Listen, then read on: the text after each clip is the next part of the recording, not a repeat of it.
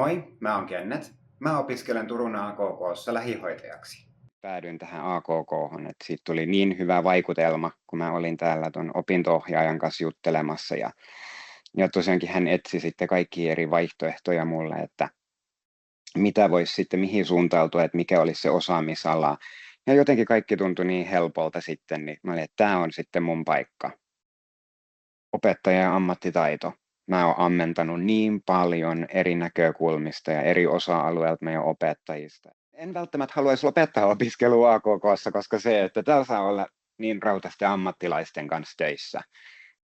Leuka välillä loksahtaa silleen auki, kun opettajat kuitenkin kertoo kaiken heidänkin työkokemuksesta ja se tieto, mitä heillä kuitenkin siellä on. Ja he pystyvät perustelemaan kaikki asiat niin hyvin, että sieltä loistaa kyllä niin kuin koulutus ja ammattitaito. Kasvun ja osallisuuden jakso. Silloin mä olin päiväkodissa.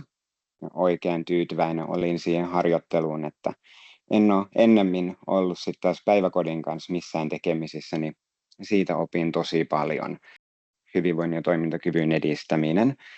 Silloin mä pääsin vanhusten asumisyksikköön ja sieltä sain todella paljon kokemusta. Eli olin tosi tyytyväinen siihen, että siellä ohjaajat ja kaikki työntekijät otti mukaan ihan kaikkeen. Ja pääsin tekemään tosi paljon haasteellisia tehtäviä. Kun aika sitten just loppui kotihoidon jakso.